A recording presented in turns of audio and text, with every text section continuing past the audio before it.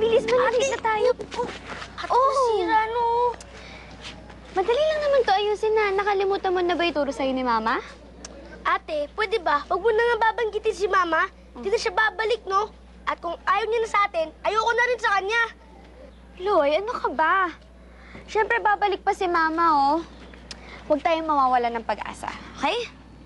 Paano mo alam? Ito. Ito. Lahat ng picture ni Mama nasunog, pero lang to. Para bang sinasabi ni Mama na huwag natin siya kakalimutan. Kaya huwag natin gawin, Loy. Maniwala tayo na babalik pa si Mama. Halika na, malilig na Nagsikap tayo. kami magkapatid sa aming pag-aaral. Pilit namin nilalabanan ang pangungulila namin kay Mama. Hindi nagtagal, kinailangan na bumalik ni Papa sa trabaho niya sa Maynila at naiwan muli kami ni Loy sa pangangalaga ng tiyan. O, kunin mo to. Sus Mariosep, ganyan ba sistema ninyo ng pagtatrabaho sa inyo? Eh kung ganyan ka kumilos, eh sa 1 linggo ka pa matatapos. Ay, sus ko naman. Puro kayo pasaway, palibasa, kasi wala kasing tinuturo yung nanay nyo sa inyo. Lumalaki kayong suwail, hindi kayo tinuturuan ng mga magagandang asal. Kayo, nakikisama kayo dapat dahil nakikitira lang kayo dito sa bahay ko. Nako, tumulong ka. Opo. Kahiya. Ano nakakatawa? Wala po. O, ligpitin mo na yan. Opo. O, ikaw, maghugas ka dyan.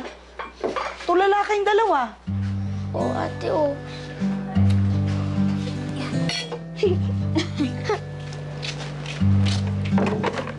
Priscilla? Po. Oh, kayong dalawa, ha? Aalis muna kami. Gusto ko, pagbalik ko, tapos na lahat sa mga labada na yan. At ikaw, Loy, hindi ba sinabi ko punuin yung mga drums? Ang babagal niyo talaga kumilos, eh. Pagbalik ko, tapos na lahat yan, ha? Halika, anak, mamamasyal Opo, tayo, Chang. ha? Halik, tapos, kain tayo sa baba. Buti pa sila. Loy, huwag kang mainggit. Magagawa din natin yan pagbalik ni Papa. Pag ika'y nasasaktan, ngiti ka lang.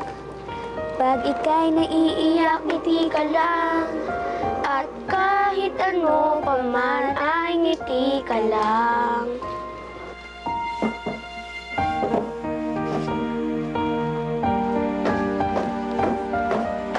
Aray ko!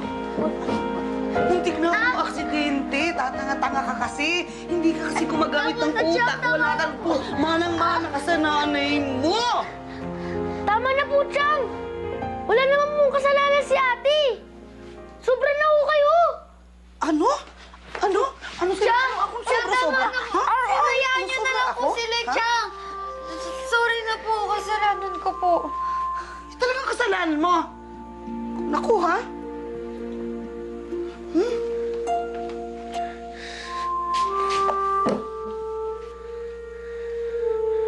Loy, dapat hindi ka nalang sumagot.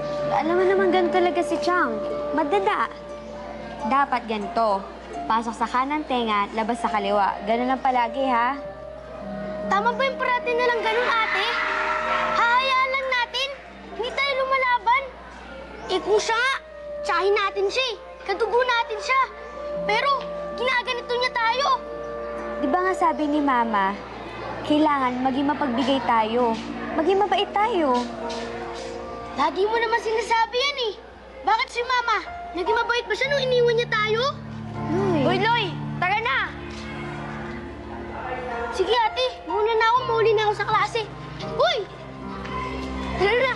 Priscilla, halika nga dito. Kaibigan ba ng kapatid mo yung mga yun? Mukhang. Marami naman sinasamahan sila eh. Bakit? Yun yung mga estudyante na nahuli nung 1 linggo na nagka-cutting classes. Tapos madalas ko pa yan makita sa bilyaran na laging tumatambay. Naku, pagsabihan mo yung kapatid mo na lumayo sa grupong yan. Baka mamaya mapasama pa siya.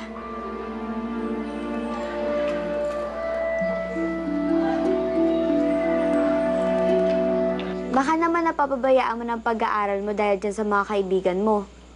Naku, pag nalaman niya ni Mama, hindi siya matutuwa. Pwede ba? Huwag mo na sabihin yan. Pati ba naman pakikipagkaibigan ko, pinupuna? Lahat na lang na nandito sa bahay na to, pinapansin. Lahat na lang bawal. Buti pa doon sa mga kaibigan ko. Masaya, walang bawal. Kung magagawa ko lang lahat ng gusto ko, asama ko sa kanila. Loy, iiwan mo ko? Bakit? Hindi na ba ako importante sa'yo? Loy? Priscilla? Pa! Nak! Nak! Pa! Pa! Siya nga pala, ang tita Tess nyo. Nobya ko.